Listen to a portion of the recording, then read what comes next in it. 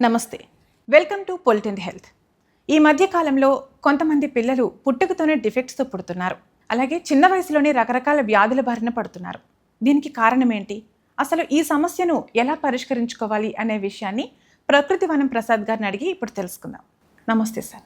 నమస్తే సార్, ఈ మధ్య పుట్టే పిల్లల్లో చాలామంది అంటే కొంతమంది డిఫెక్ట్స్తో పుడుతున్నారు. ఏదో ఒక డిఫెక్ట్తో, అంటే తల్లి కడుపుతో ఉన్నప్పుడు తీసుకునే ఫుడ్ డైట్ వల్ల వాళ్ళకి ఆ ప్రాబ్లం వస్తుందంటారా? అంటే ఎస్, పర్ఫెక్ట్లీ కరెక్టే.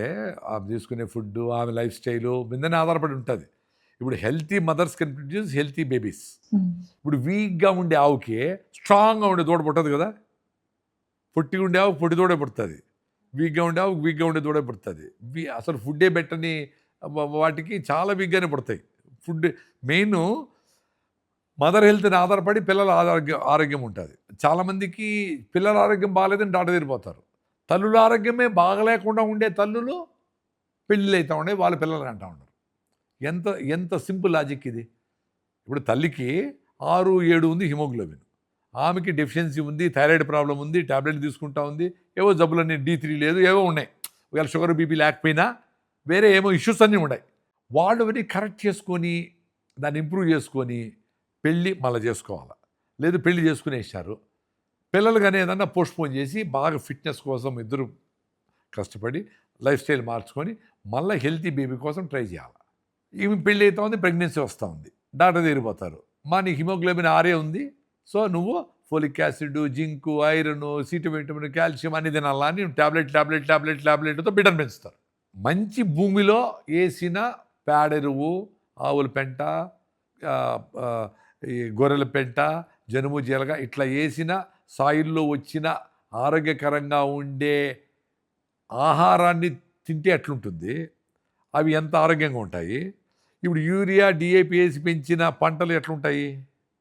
అట్లా నువ్వు హెల్తీగా ఉంటే నువ్వు మంచిగా ఫ్రూట్స్, నువ్వు మంచిగా ఆహారము, నువ్వు D3 బాగా ఎండకపోవడము, వాకింగ్ చేయడము, హెల్తీగా ఉండడము, హిమోగ్లోబిన్ బాగుండడము, అట్లుంటే వచ్చే బేబీస్ చాలా హెల్తీగా ఉంటారు.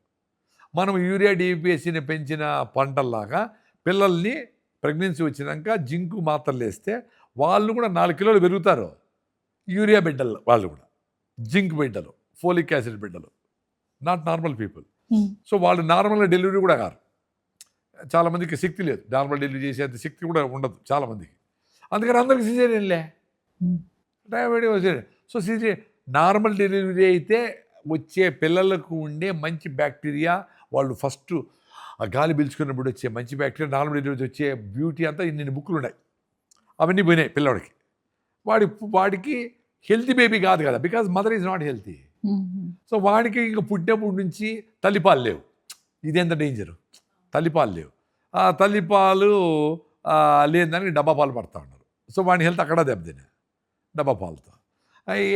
వాడికి ఇంకా చిన్నప్పటి నుంచి జలుబులు, దగ్గులు వచ్చే, లంగ్స్ వీకు, హార్ట్ వీకు, ఇవన్నీ వీకు.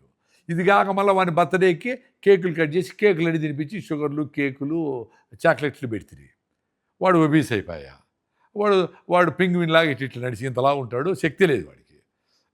వాడు 5 ఏళ్ళు వచ్చేటప్పటికి చాలా సమస్యలు, కళ్ళ సమస్యలు, అద్దాలు, రకరకాల సమస్యలు వచ్చా. సో వాడికి హెల్త్ బాగాలేదు అని డాక్టర్ తిరిగిపోతే ఓకే, సొల్యూషన్ ఏంటి, వాడిని అప్పుడు నుంచి అయినా మంచి సీరియస్ స్పోర్ట్స్, సీరియస్గా పరిగెత్తడము, బాగా యాక్టివ్ గేమ్స్, మంచి ఇంట్లో చేసిన ఫుడ్, ఇవన్నీ పెట్టి ఆయన కాన్షియస్నెస్గా వాడిని చెప్పాలా, అరే ఇవన్నీ ఎప్పుడో నీ ఒకసారి తిను, అంతేకాని రెగ్యులర్గా నువ్వు చాక్లెట్, కేక్ ఇవన్నీ తినకూడదు అని చెప్పి వాళ్ళని కరెక్ట్గా అవేర్నెస్ తేవాలా చిన్నప్పుడే. అది ఇంట్లో జరగాల, స్కూల్లో కూడా జరగాల. పిల్లలకి ఇప్పుడు ఫిజికల్ యాక్టివిటీ కూడా తక్కువైంది కదా. అది అన్ని సెల్ ఫోన్లోనే, గేమ్స్ అన్ని కూడా సెల్ ఫోన్లో ఆడుతూ ఉంటారు, విచ్ ఈజ్ వెరీ డేంజరస్. పిల్లోళ్ళు చెప్పాలా, స్కూల్లో చెప్పాలా, ఇంట్లో కూడా చెప్పాలా. దానికి సరిపోయేట్లుగా వాళ్ళు యాక్టివ్గా పెట్టేదానికి సొసైటీ అంతా పనిచేయాలా.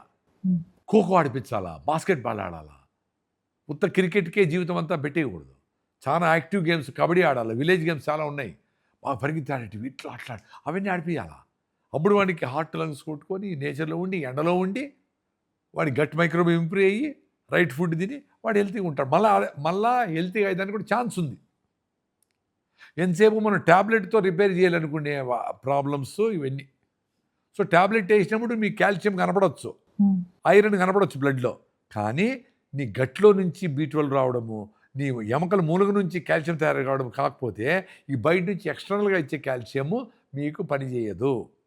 మేము కూడా పంటలకు ఏదైనా జబ్బులు వస్తే ఈ ఐరన్ ఈ ఫెరస్ సల్ఫేట్లు ఏవో కొడతా ఉంటాం మందులు. అవి కొట్టినప్పుడు కొన్ని రోజులు మళ్ళీ వచ్చేస్తుంది. ఎందుకు?